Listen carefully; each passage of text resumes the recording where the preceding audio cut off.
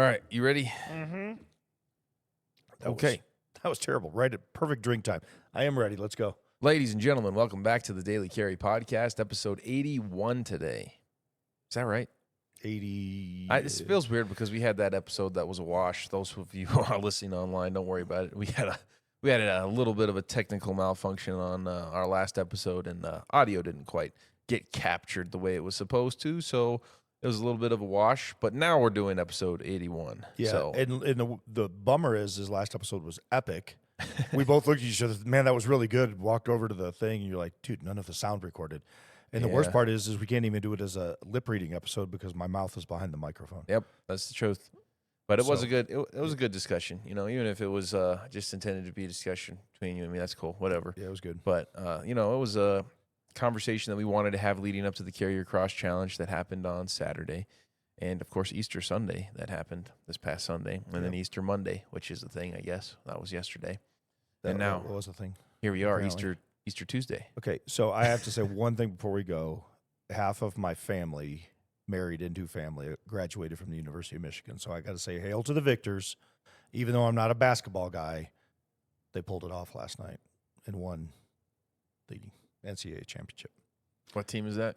University of Michigan. Wolverines. Go Blue. Oh, Big okay. Blue. Go Blue. You're talking about college basketball. College basketball. Okay. The mighty powerhouse, University of Michigan, biggest stadium in football. Not a basketball guy, but had some friends that actually got tickets and went, and they said it was epic. So, yeah. Well, way to go, Michigan. The game they played before, by the way, it was like watching them play a high school team. It was the craziest Final Four ever. And I'm not even, again, 3 times not a basketball guy. I did watch the Final Four. yeah. And it was a lopsided tilt if there ever was one. But yeah, Michigan beat UConn. Yeah. Well, that's cool. Congratulations, Michigan. Yeah. I don't know much about basketball either, other than it tends to pull out a couple students from jiu-jitsu every once in a while. And I'm like, come on, guys, why would you choose basketball over jiu-jitsu? I can't imagine why anybody would choose basketball. But my theory on basketball is if you made it a 2-minute game and just started at 80 points apiece in college or 100 points apiece in pro, you could just watch a 3-minute game and end up with the same thing. You wouldn't have to watch the previous 3 3/4 periods or quarters or whatever. Man, that's not enough time to be able to eat your hot dog and stuff. Come on, man. Nachos. I sit there for 2.5 hours to watch a 2-point spread 88% of the time. I'm beating up on basketball. I love hockey and rugby. All right, let's see. Figuring out our angles and numbers today. Here we go. Let's scroll. We're good. Well, I think what would be first up on the scroll. In fact, I guess I can pull it up on the scroll because we did put some videos out. We did the Carrier Cross Challenge on Saturday. So I guess that the post or the headline would be, if we were going to cover this as if it was a news article, like town of Castle Rock assembles to carry crosses to the highest point in Castle Rock. And is Castle Rock the highest point in Castle Rock? it is actually not. It's not. No, it is not. Oh. If you stand on the top of it, which we did, and you look across to the west, the 2 buttes, well, actually the 3 buttes over there are taller on the other side of the freeway. But the rock itself signifies Castle Rock. I mean, it's like the only formation, where the stars at and the flag. And You think that. even at the top of the rock, like at the summit of the rock, it's not the highest? It's like 250 feet less, actually. Oh, okay. Yeah, we've lasered it before. We did a SWAT thing where we came over and lasered it, and way back in the day. But yeah, but it is the most distinguishable and noticeable piece because it's right next to I-25. Yeah, I mean, there's a shot that is always super cool whenever you're up there and you got a drone. There's a shot where you pan to where you're just low enough to see the sides of the rock to see how massive it is, but then you see the colors, the natural colors on the rock. There's a lot of greens in there, and it's a beautiful, beautiful landmark for sure. And it's super cool for the community to get together, carry crosses. That was, for a lot of people, there was a couple different start points, as many people know. It was starting from here and then Fairgrounds and then the trailhead. But if you did the whole thing, I thought it was going to be a little over 4 miles. I was wrong. So more like 5, I think. People were tracking it on their GPS, and some people were showing me it was 5.9. Yeah, that wouldn't surprise me. The walk up is further than it looks like, from the base to the top. Yeah, yeah. It's. I mean, we throw a 55-pound cross on you. That was a workout, dude. Yeah. That was a workout. My collarbone still hurts. I was convinced that I did a hairline fracture to my collarbone. I Yeah. missed a step. Oh. I went to step and I missed it, and so I caught the weight of the cross like Yeah. right on my collarbone. Mm-hmm. I mean, it's black and blue, but Yeah. dude, it was so worth it. It was so epic. Going Brian downtown. had- How many thumbs up did you get going I mean, downtown in Horns? It was surprisingly a lot of support, and it was really only one negative comment that was even throughout the day, for me at least. I don't know about everybody else's experience because we were kind of staggered.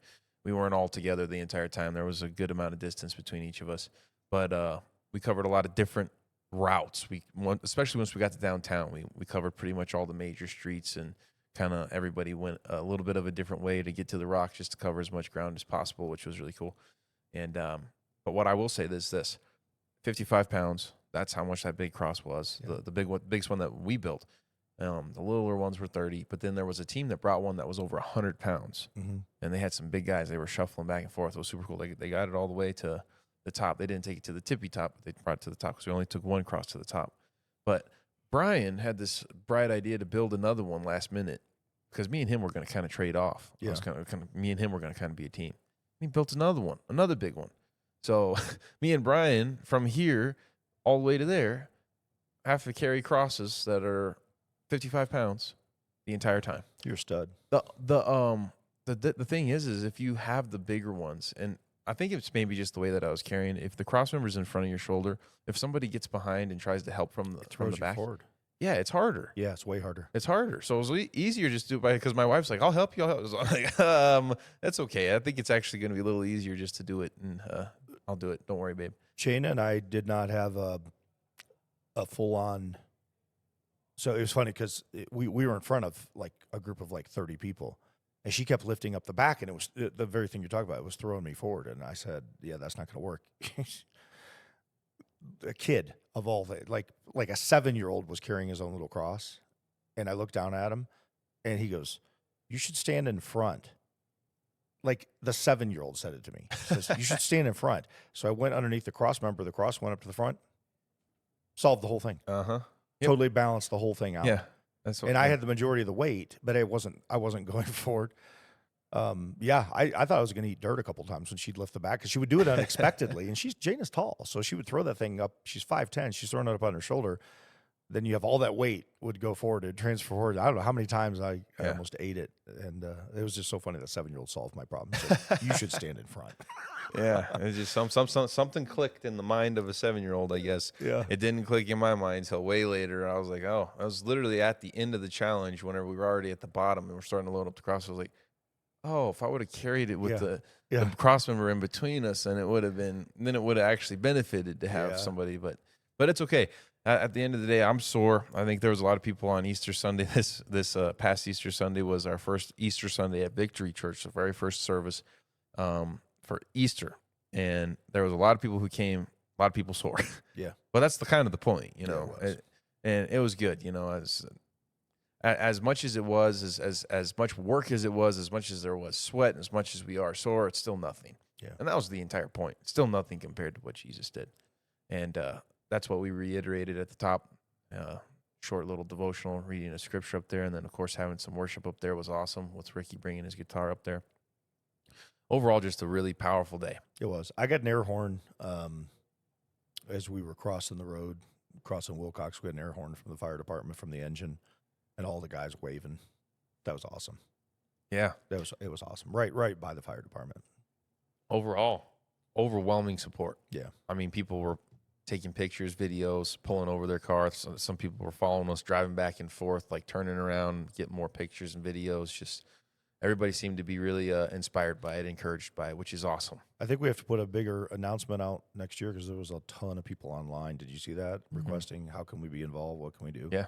So it's like a grassroots thing, but on a much bigger cause than something that's 2,000 years old. But it was the way it came together I think it was epic. I mean, well done to you for having that. Well, it's all the community. That's what it is. And it's a lot of people that were involved, you know, just from the community here. A lot of people from the jiu-jitsu community, the coffee shop community, the church community. A lot of people came together. We had checkpoints that were covered with people with tables and drinks and giving out cooling rags. And it was just an incredible event, and I know that there was a lot of people that were really excited about it, and a lot of people that are really thankful for the opportunity to just be involved in something like that. Yeah. It's just a cool experience to be a light to the community in that kind of way. It's a little bit outside, kind of breaks the normal tradition of, other things that are still good things to do on Easter weekend, like, sunrise services or sunset services. Some people, those are great. I've done those. I love those. But I think that this was just something kind of cool to kind of step out of the more traditional sense and suffer a little bit, challenge yourself a little bit, and do something meaningful that inspires and encourages the community. That was great. It was a beautiful thing. That was the longest part of the Daily Scroll that we'll do today. But we'll move on to if I can get the camera angles right. There we go. There's our working camera angle for the set. Whew. Man, we got a little work to do. we got some here. tech issues. Well, here we go. Massive U.S. rescue op. 155 aircraft deployed in Iran, 4 bombers, 64 fighters, 48 tankers, 13 rescue planes. Mission was just to rescue a downed airman. Here's Nick Sorter on this. President Trump announces the admin is going hard after whoever leaked the fact that only 1 airman was saved. When they did that, all of a sudden the entire country of Iran knew that there was a pilot that was somewhere on land that was fighting for his life. It became much more difficult operation because a leaker leaked that A leaker leaked. a leaker leaked that we have one. We've rescued one. But there's another one out there that we're trying to get. We have to find the leaker. We're going to find out. It's a national security issue, and the person who did the story will go to jail if he doesn't say it. They put that mission at great risk, and they put at risk the hundreds of people that went looking for him because everyone knows that we're going in. So there was a huge rescue op over the weekend in Iran. And there's a lot of articles and pictures and going around. We were having an off-air conversation about it a little bit. It's hard to know what's real and what's fake. Yeah. Isn't it? Yeah. Yeah. Thank you, social media and AI and people that, I've got two takes on this, and they're both very short. One, social media is a terrible thing, and social media is an awesome thing, depending on how you use it. People suck, and people are amazing, depending on what they do. This right here, I'm just going to go with, we know that an F-15 went down, and we know that the pilot in his rear went down, and we know that one of them was rescued, and we know that one was rescued 2 days later, allegedly, according to this. I'm just going to run with it, that's the truth. The plane went down, and we've gone in. And here's why I'm going to do it from that standpoint. We put a war on hold to go get one man. I'm going to say it one more time. We put the war on hold to go get one man. Because you don't ever leave somebody behind, ever. And that is just stuff that there's just some people in this country don't understand that. And I've read the comments, and I've read the hate, and I've read the different things, and, blah, blah, blah. There's a creed for a reason. There's an ethos, period. So, like the war, don't like the war, like Trump, don't like Trump, whatever. We're in this op. This thing happens. You go get your guy. Full court press stop. OPSEC, highest level, go get your guy.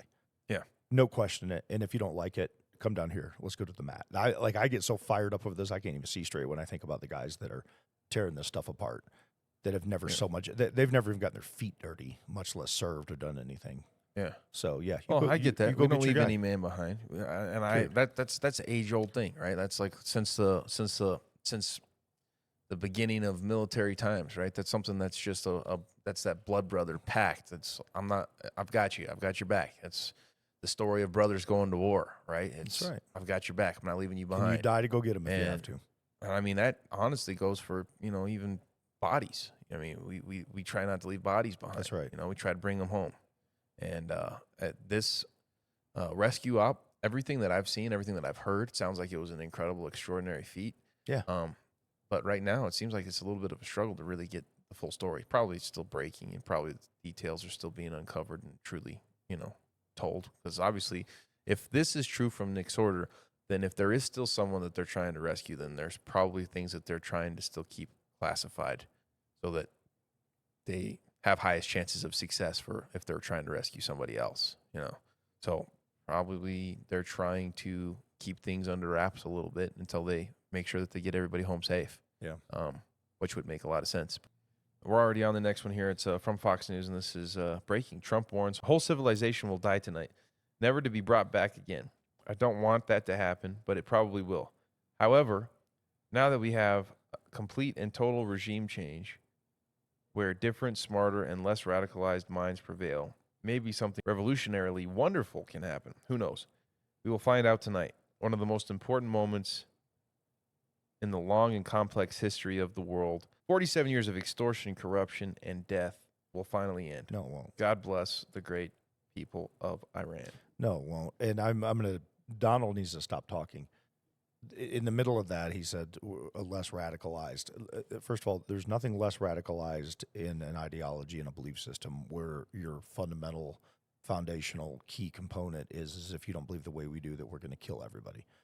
So if you are a Sharia law Islamist, which Iranians are, and I don't mean the Iranian people, I mean the regimes, the ones that are spreading the ideology, not the people praising in the streets, America coming over and giving them degrees of freedom. That's not what I'm talking about. I'm not talking about people in general. I'm talking about people that practice this ideology. It won't be less. Donald is, I know he speaks off the cuff sometimes, but I categorically disagree with that.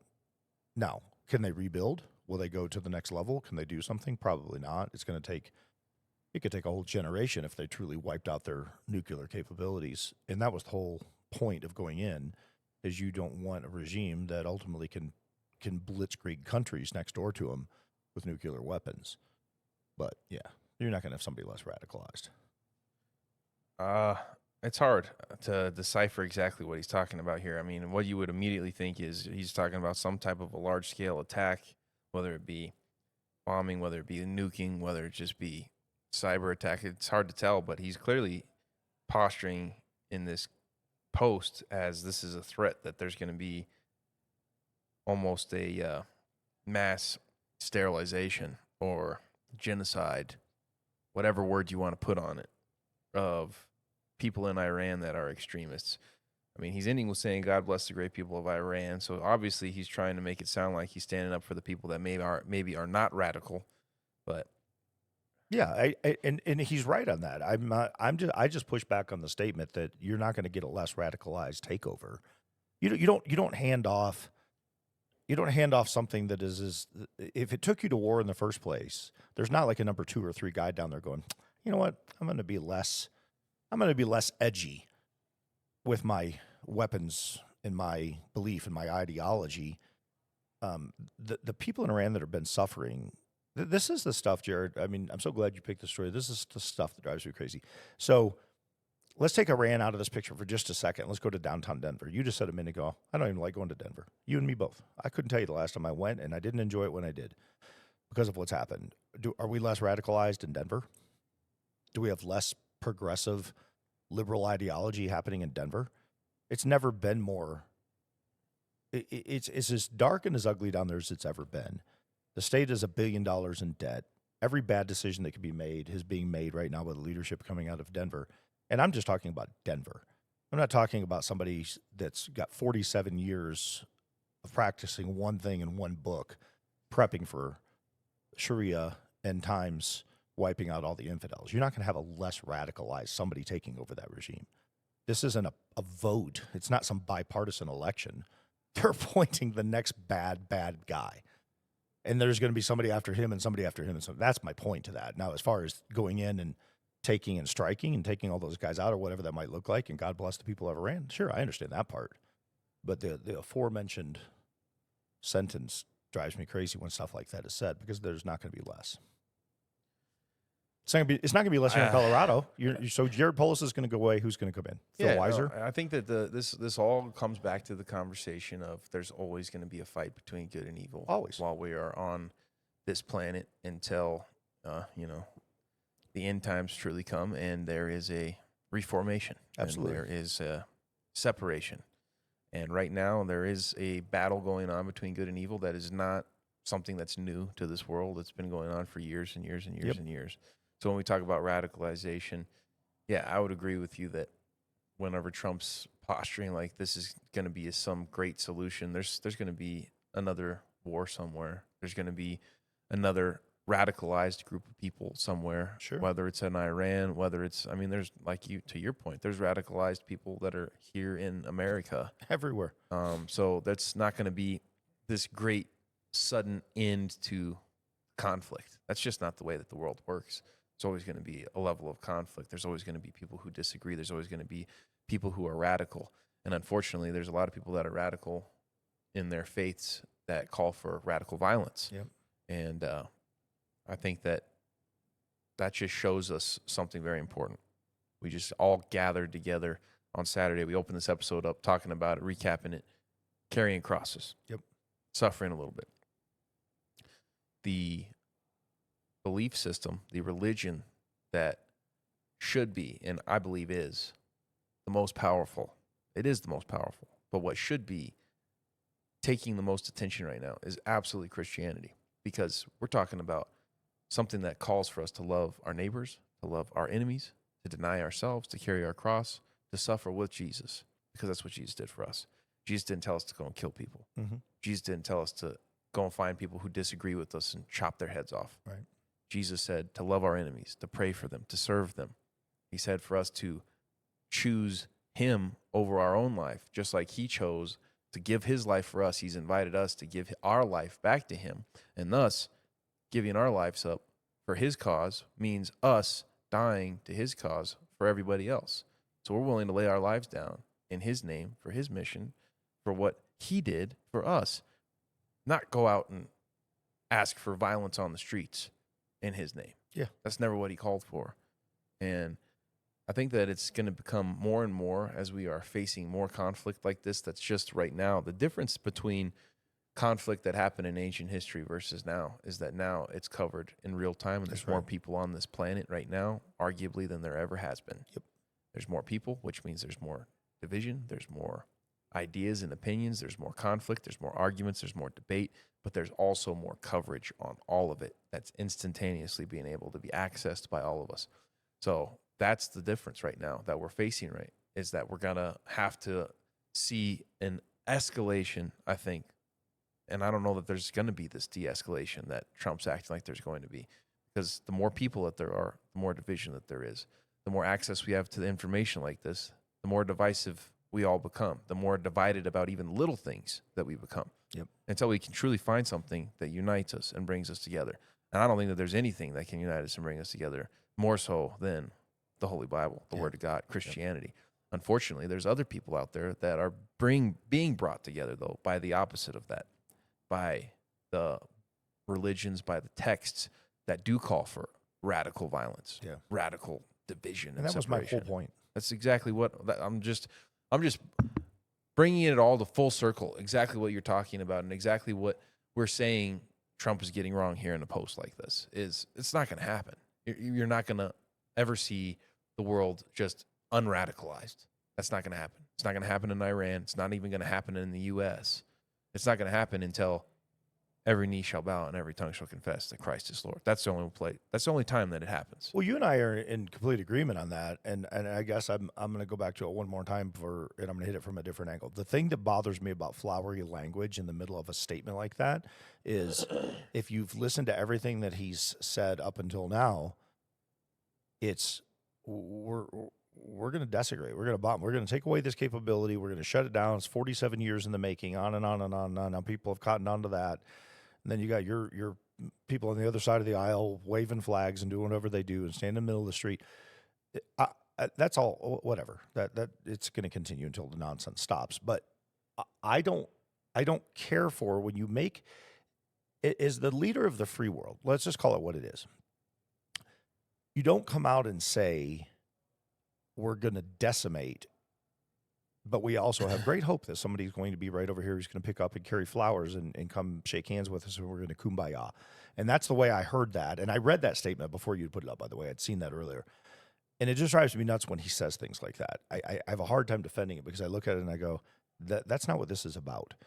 And what you're telling people is you're planting a seed. So if you got people out there that are gullible, maybe naive. They live in condition black on Cooper's colors. They're just kind of stuck and frozen in their own world.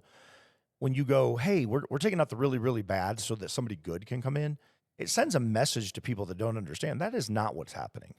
That is not what's happening. What you're doing is you're going over there and you're turning, to coin a phrase, rocket into a parking lot. You're doing it for a reason. There's a tactical mission behind all of this so that the rest of the world can survive. Because you have people over there that are hell-bent to destroy anything that disagrees with them, period.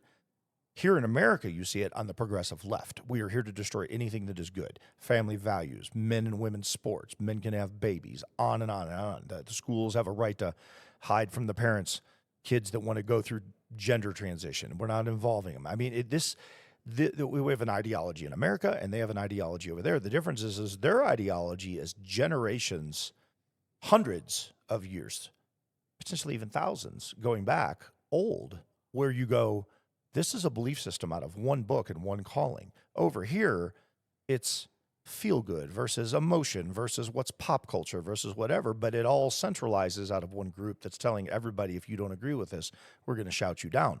So we have an internal cage fight happening in America and an external fight coming at us. And then you got somebody who's trying to balance it, who's not helping when he opens his mouth and he runs it, because he's not Reagan and he's not Obama. Whether you liked his policies or not, he was a very eloquent speaker. But at the end of the day, when Trump says stuff like that, it makes me cringe because I go, dude, you're saying two different things in the same sentence. And it's it's misleading. We are over there to take care of business, period, end of story. And the rescue mission is, I think, what exemplifies that, because it's a full court press stop. Wait, we got somebody down and lost, hiding. They're going to go get him. Let's go get our guy. Yeah. Whatever we got to do, let's go get our guy. And that right there sends a message. So you can't go do that and then turn around and go, yeah, I think the third guy in line is going to be pretty cool to work with. No, he's not. He's never going to be cool to work with. Yeah, well, I'm pretty disappointed with politics in general. Yeah, it's pretty annoying. as most people have already probably heard in prior episodes. Nationally, locally, it's all disappointing. Politics is messy. It's disappointing, and it's so divisive.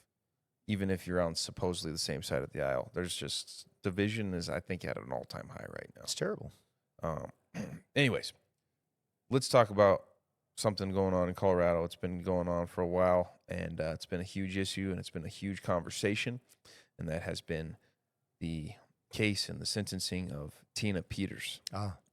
Breaking as just a matter of less than 24 hours ago.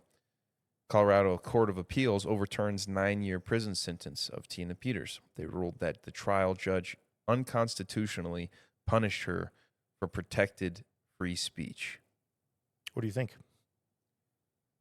I mean, I literally saved this morning. I haven't looked into what this means. I haven't looked into what happens next. All that I know is... Well, they're going to resentence her. Okay. What do you know?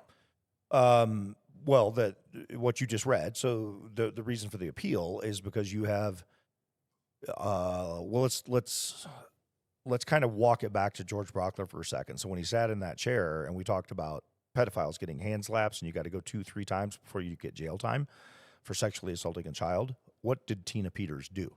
They got her 9 years in jail. Yeah, she just spoke out against election integrity. She spoke out against election integrity and proved in her own way that you have an election integrity issue by not only showcasing it, but by bringing evidentiary value in. It's the way she went about it. There was an unlawful act in it. No, I don't think anybody questioned the fact that she did something that she shouldn't have done, but she was doing it to expose the corruption. Tina Peters strikes me, and I've listened to the thing and I listened to some of the testimony. She just strikes me as a nice older lady who really believed wholeheartedly in supporting the protection of election integrity in Colorado. And in that, she made a choice to do something without counsel. And I think any wise third-rate ambulance chase attorney would have told her, yeah, don't do that. That's not a good idea. But at the end of the day, the far bigger principle behind it is she was trying to showcase what is being done and how elections are being stolen at a local level. It wasn't just a state level or a national level. So she ultimately got charged for something that should have been what Brockler was talking about, the pedophiles. These things should be reversed. You should see these guys going to jail for sexually assaulting a child. In my opinion, they should be buried under the jail, but whatever. But they should be getting some serious jail time. And you got this 70-some-year-old grandma who is literally exposing the fraud. She just didn't do it the right way.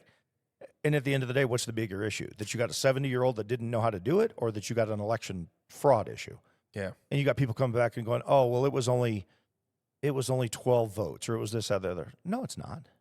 It's millions of votes nationwide. Well, the biggest problem that I have is that you've got this system that is totally unbalanced because, okay, if you break the law, there should be consequences. There should be accountability, period. We've talked about that several times on the podcast, several episodes. We've talked about that whenever it comes to just issues like illegal immigration, whenever we've talked about issues like pedophilia, whenever we've talked about issues like theft, murder. Breaking law is breaking the law. There should be a fair sentencing. You should not be seeing somebody who is speaking out against election integrity, even if there has been laws broken. Listen, there should be a punishment. There should be accountability. But should there be punishment that's greater than somebody who has been a predator, taken advantage of a child, Unequivocally, abused no. a child? Should that punishment be greater than that? Should there be murderers? Should there be convicted felons with multiple accounts on their rap sheet being let onto the streets? But then this elderly lady be thrown in prison with an extreme sentence because she was passionate about getting it exposed that there's election integrity problems going on. Well, she's a white conservative. But she's a female. I understand that, but she's a white conservative. Well, there's a war on women right now, so it doesn't. War on white women. I really thought that the war was mostly on white men, though, right? Yeah, I think it's on white women, Straight and white men. because so we're attacking straight white men and we're attacking women in general to put men into women's locker rooms and sports and bathrooms and all this. So there's a war on both, and it's all coming from one party. I made a video about it this morning in my Jeep coming down the road. I just put it on Facebook. We have a war going on. My issue, even over and above this, is so if you go back to my case, remember the barking dog thing, and the 27 speeding cases that were pled to defective vehicles in front of me. I sat right there and looked at George Brockler, and I said, and then the judge leaned forward and said, hey, before we even get started on this, I had a next door neighbor had a barking dog, and it was annoying. And just so you know, the fines are $90 to $1,000, and I'm already leaning to the high side before your testimony. That was his opening statement to me, and I had never opened my mouth. You want to talk about corruption? That guy should be off the bench, reviewed, disbarred from that statement alone. Just from that statement alone. There's a bias that is put into that where you're using your authority in a that would be like so here's by comparison. This would be like me in law enforcement driving down the roadway. Imagine this. I'm in a police car. I mean, I was an undercover fugitive guy, but I worked the road for a little while. But I'm in a police car in uniform. I see a dude walking down the sidewalk. I pull over and arrest him and take him to jail. No reason. I don't like people walking on a sidewalk. That's essentially what the judge told me when he said about my barking dog. So you've already set a standard that you're going to come after me, and you haven't even heard the evidence. You haven't even heard the case. After you just dismissed 27 people for legitimate speeding cases in school zones, triple the speed limit, all for defective vehicles, and there was no defective vehicles. This was a choice that a judge made. So when you have the power to execute decisions like that, when you look at the Tina Peters case, the reason people were so upset, you're in a red county, you had a red jury, and she was found guilty. Nobody's questioning whether or not she did something she shouldn't have done. It's when the judge threw the book at her and gave her 9 years to a 70-some-year-old woman, when the real picture should have been, hey, we're going to give you 30 days in jail, call it time served, put you on probation, and you can never, ever touch the election system again. Cool, great. Because the guy over here just sexually assaulted a kid and got the exact same sentence. We have a problem. Yeah. We have a serious problem. There's no doubt there. And so Tina Peters should not be in jail. Tina Peters should be held to account. Tina Peters maybe needs counseling. Tina Peters maybe needs to do a lot of things, but what Tina Peters exposed was that we have a nationwide problem, and she exposed it at a county level. And that's why it's gotten so much attention, because everybody's screaming from the other side, oh, no, this stuff didn't happen. It unequivocally happened. It happened during the Biden presidency. It happened in the witching hour at 10 o'clock at night. everything's shut down. And then 2 hours later, they come out and they go, oh, magically, look, 7 million or whatever it was, votes just came in from all these big cities in the blue out of nowhere. And Joe Biden receives the most votes in history. The guy who sniffs children and can't remember names and doesn't know where he's walking and falls downstairs, that's the guy. You're telling me that guy got the most votes in history? I don't think anybody even on the left believes that. It's kind of like the whole OJ thing. It's like everybody knew he was guilty, but yet people were cheering in the streets when he was found not guilty. Yet civilly, he lost everything he ever had. And so there's a preponderance of the evidence in cases like this. And then you have people levying, the penalty in these judges, much like the two judges in the case with the two guys. One got 30 years, one got 3, exact same case, exact same penalty. Mm-hmm. We have a huge problem in this country in our judicial system. And the DA sat right here and said it. He sat right here in the chair and looked at us. That's the district attorney. This isn't some ambulance chasing attorney. That's the district attorney. Yeah. He goes, we have a problem. Huge problem. Man. Sorry, I get fired up over this. It's just, I don't like when people, and I'm not saying that Tina was innocent. I just don't like it when people are attacked that can't defend themselves. And I think Tina made a bad choice, but she didn't make it with the intent to make a bad choice. I think she just didn't know what she was doing. Yeah. And if she had had any kind of guidance or counsel, we wouldn't be having this discussion right now. Yeah. I mean, I think that hopefully this is a good step in the right direction. Ultimately, the Court of Appeals overturned the 9-year sentence. So we'll see what happens in resentencing. But hopefully she just is treated fairly. Yeah. Hopefully. We'll see, because as we just now discussed at length, and as we have in many episodes, the judicial system is very broken.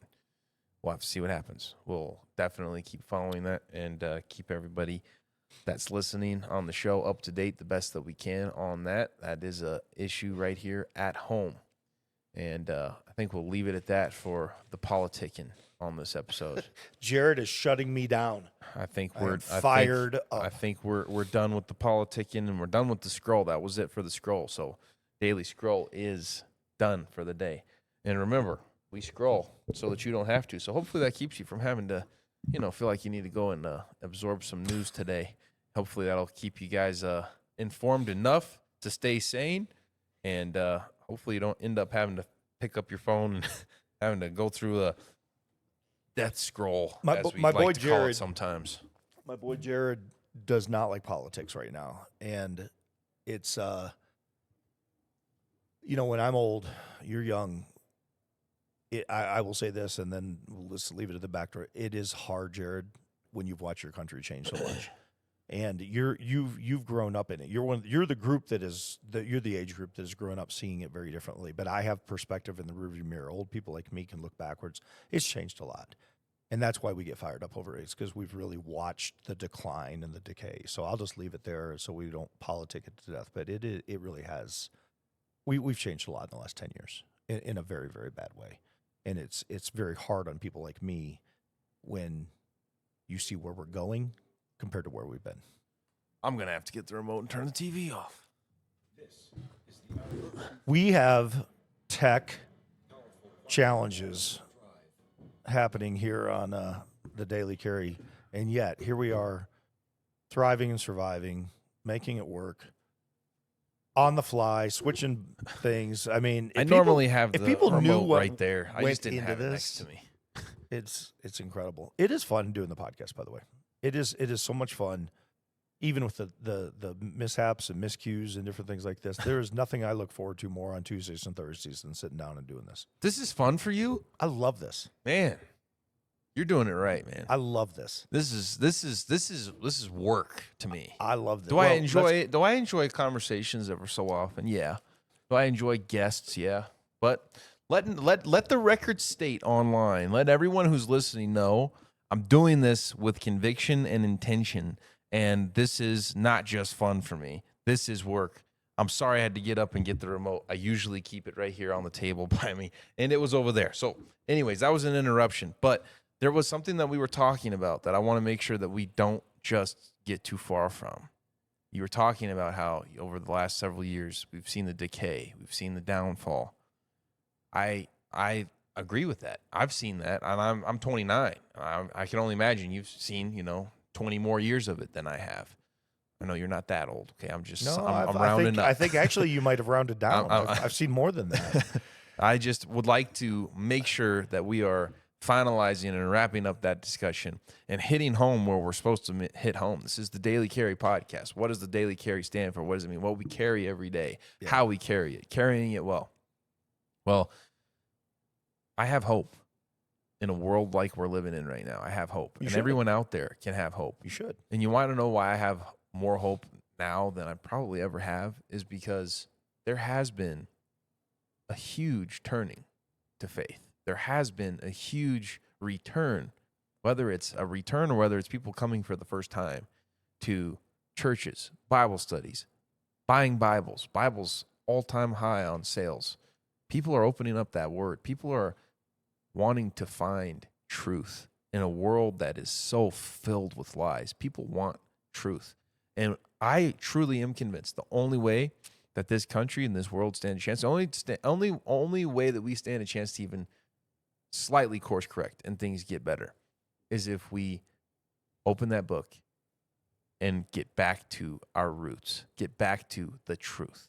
That's the only way. And if we can do that, then I do think that there's hope for this country. I do think that there's hope that as much as we've seen this country turn in the wrong direction, if we can do another about face, if we can do another course correction, if we can get in the Holy Bible, if we can get into the Word of God, if we can actually begin to operate with a level of conviction to where we say, okay, enough, no more. We went too far. We've deviated, and we can't allow this to happen any longer. We cannot continue any further in this direction. I believe that it can happen, and it's not going to be because of somebody's policies. It's not going to be because of somebody coming and saying, hey, because we wiped out this enemy, or we wiped out this problem, that now we're going to be on the right track. That's going to have nothing to do with it. The only way that we get on the right track in this country, the only way that there is hope is in that word. And the beautiful part of it is whether the country or whether the world ever gets on the right track or not, it doesn't matter, because individually, each of us has the opportunity to get on the right track. And I believe if enough people individually get on the right track, we will see the entire world changed for the better. It's on you. I feel like I should quote John Lennon right now. What? Imagine. Why would you bring him into this? Imagine all the people. Because that was a song I grew up with back in the day when it was all about love and connection, and I get it. It was flowery and it was the stuff. It wasn't Jesus Christ in the Bible, but it's metaphorically. John said something that he was a dude, but I believe he genuinely believed deeply. He just loved people, man. Just love people, and there is something about that because we're called to love people. I mean, that's scripture right there, man. It's hate evil, but love the person. It gets perverted as it goes through men, and it gets channeled in different directions, and we create our own version of whatever that's supposed to be. And I'm sure John Lennon did that, but that lyric popped into my head when you said it. I'm with you. I don't look. I've said it multiple times. I'll say it again. I think we're in the greatest discipleship opportunity of our lifetimes. It is because we have gotten so bad that we have so much hope for what can be good. Look, if everything was status quo and we were all rowing down the river in the same canoe, going in the same direction, there would be very little challenge in life. Yeah. There'd be very little struggle. You probably would actually have, on the flip side of that, far fewer people finding salvation because everybody would just be living what is easy.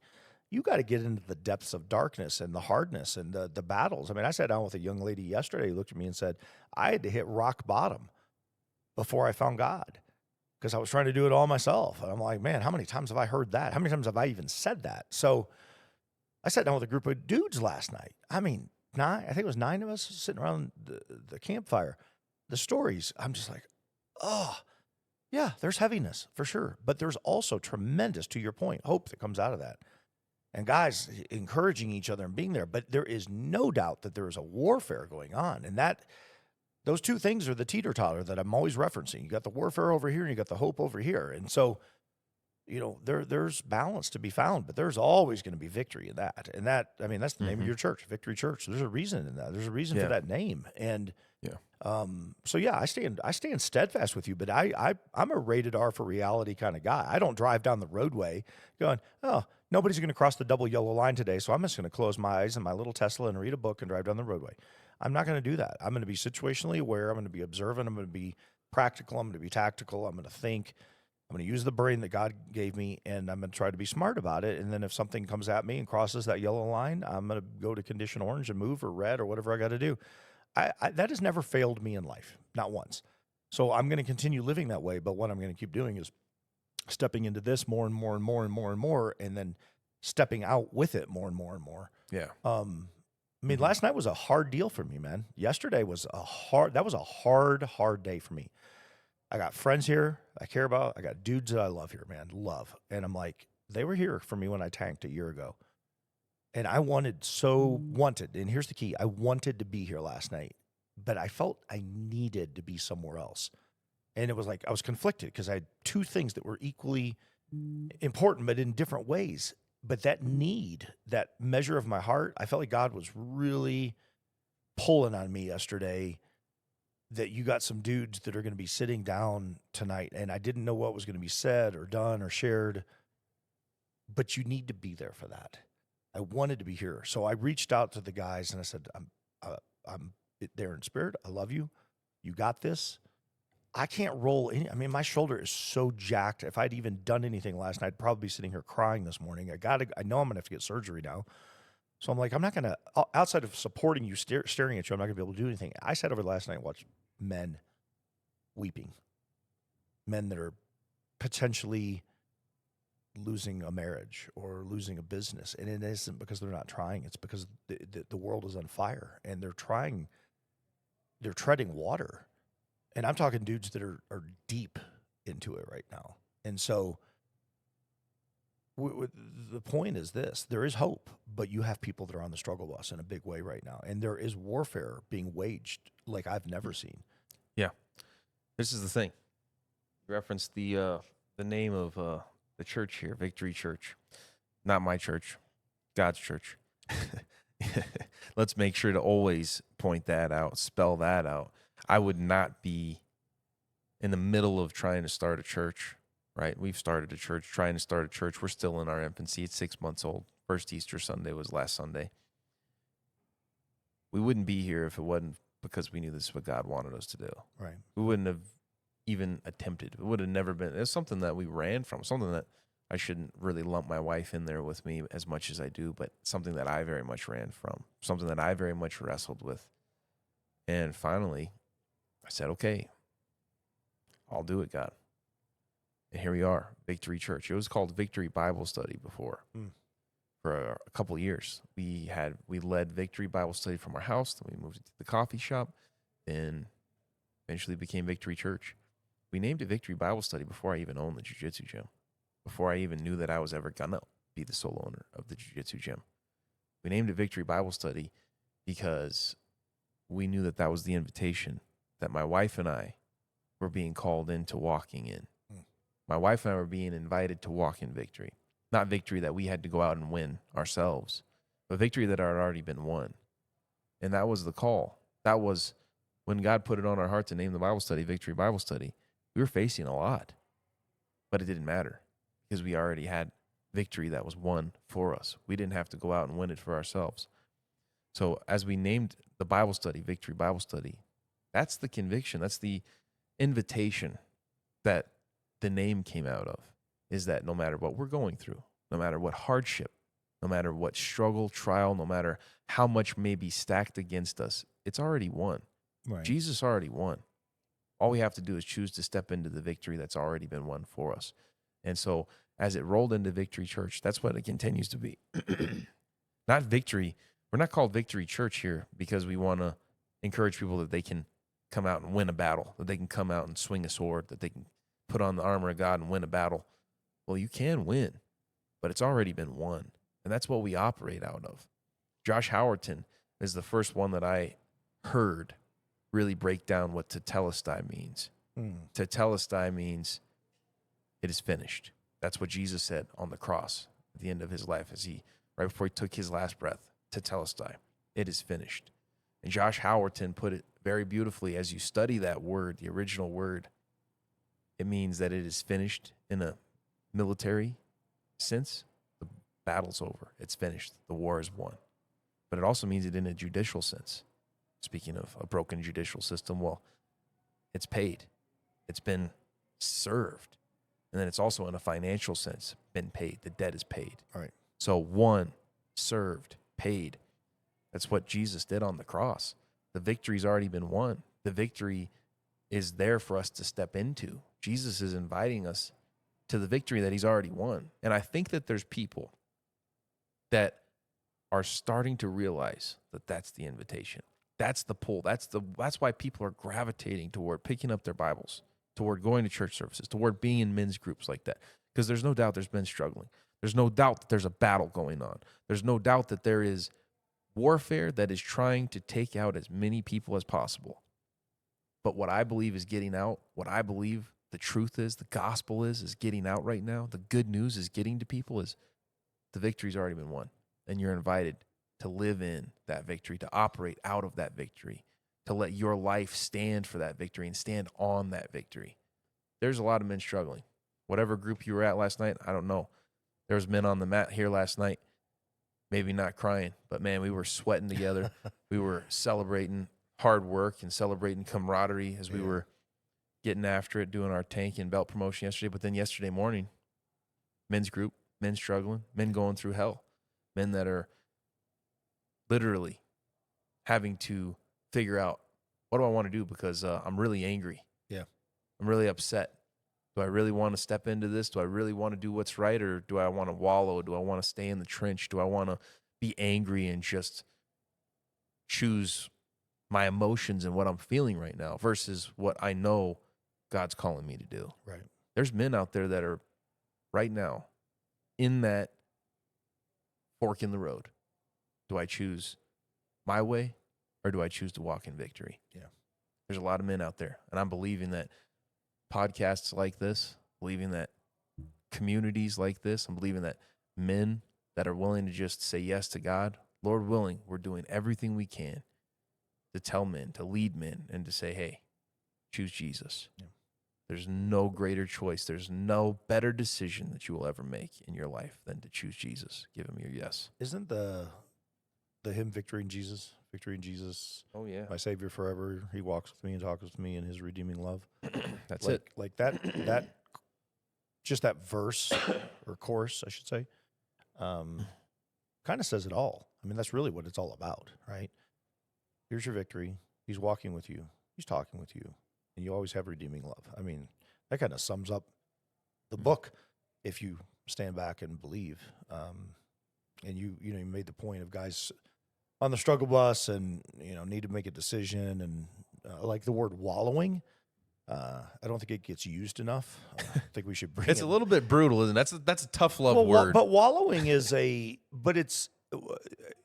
have to look up synonyms to it, but I look at wallowing as somebody who's treading water and at the exact same time adding weight onto their own shoulders. So it's like I'm trying to stay afloat, yeah. but I'm also tacking this thing back on me because I can't figure out which way I want to go. Hold your thought, because wallowing for me, I'm about to put in this April 7th. This is the deadline today for putting in your tags and your for hunting. Okay. Elk wallows. Oh. So wallowing was already in my mind. Elks will wallow, and they wallow in their own urine Yes, they do. during mating season. Yeah. It's kind of gross, but when I say wallow, I'm using it in a pretty brutal sense, okay? Wallowing, think about wallowing in that sense. An elk literally wallowing in his own urine. And why do they do that, Mr. Hunter Man? Oh, yeah. That's a great question. It's because let's explain that. They want their scent out there. They want to be the alpha where, you smell me, you see me, you know I'm the man on the block. Yep. They do. So they do it for against the other bulls, right? Uh-huh. I mean, that's the whole point. Is I'm it. Yep. I'm the 6x6. You're the you're not, and we do that as grown men. We just call it cologne, and they go out. Go out into the dating We scene. should launch a cologne line, call it Wallow. Wallow. There's men that spray garbage on them that are single and they go out into the dating scene because they want to be the next thing.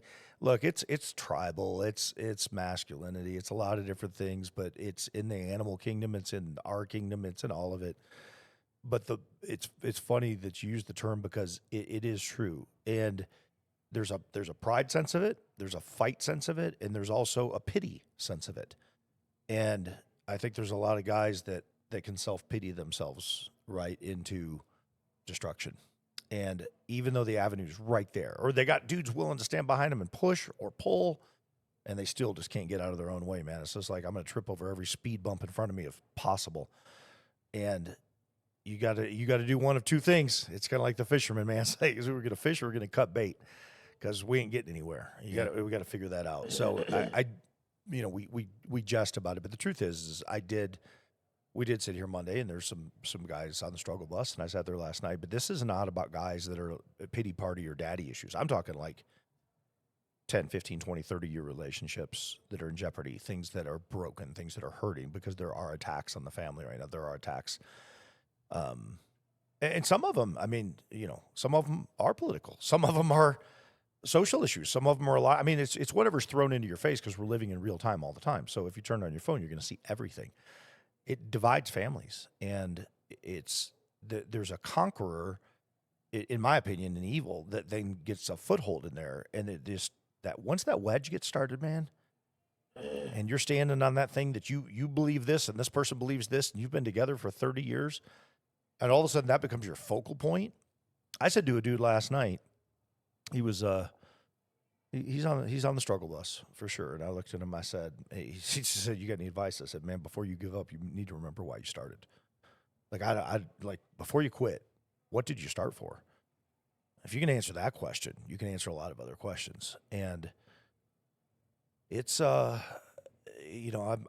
a hockey guy through and through, but I go back to Herb Brooks and Miracle. When he gives that speech, and Kurt Russell did a great job of the movie, but when he gives that speech, he's like, "Look, the Russians might beat us 9 out of 10 times, but not tonight.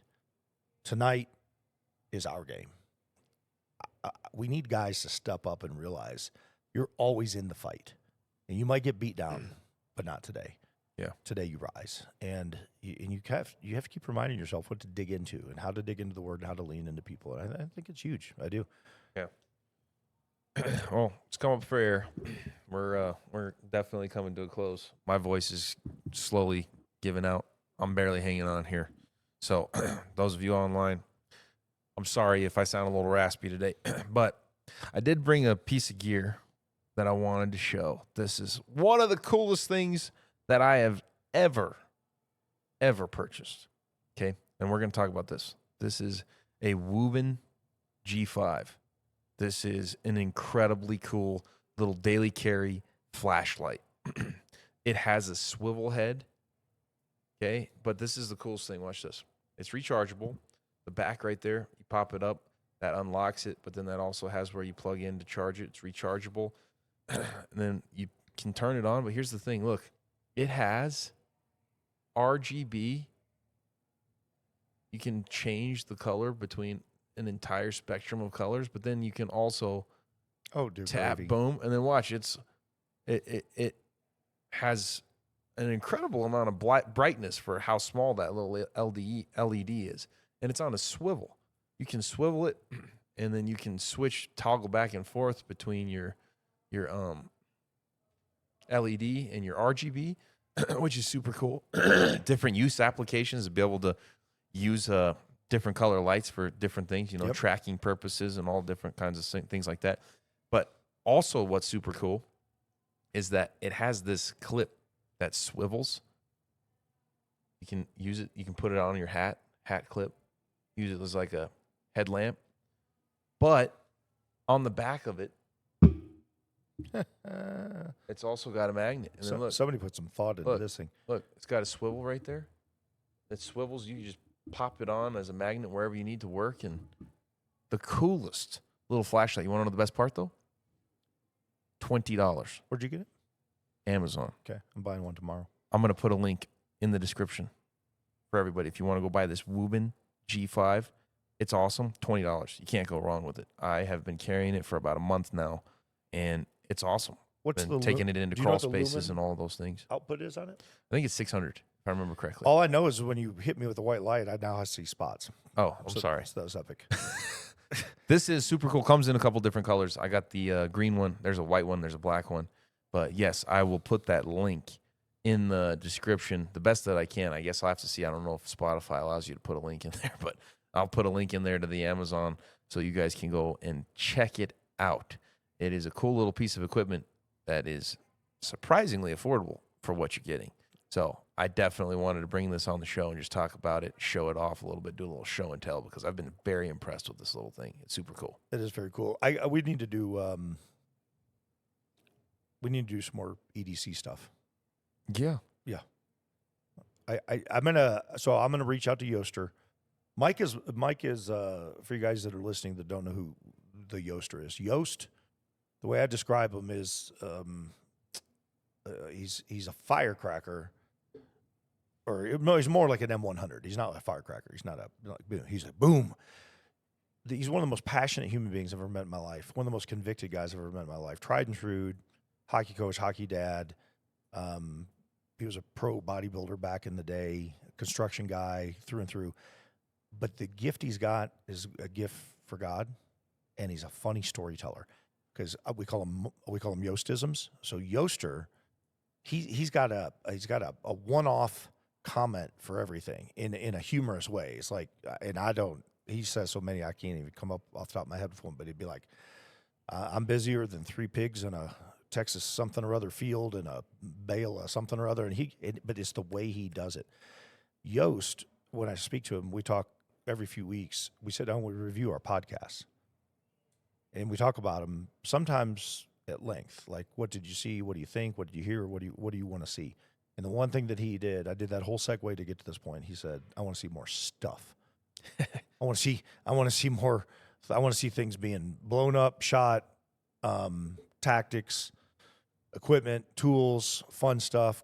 Because he's part of that community out there that really enjoys seeing what other guys are carrying and bringing and that kind of thing. And it's a huge community, right? I mean, some of the biggest channels out there on YouTube are that stuff. So on behalf of the Yoaster, at his request, we need to start bringing more stuff on the show.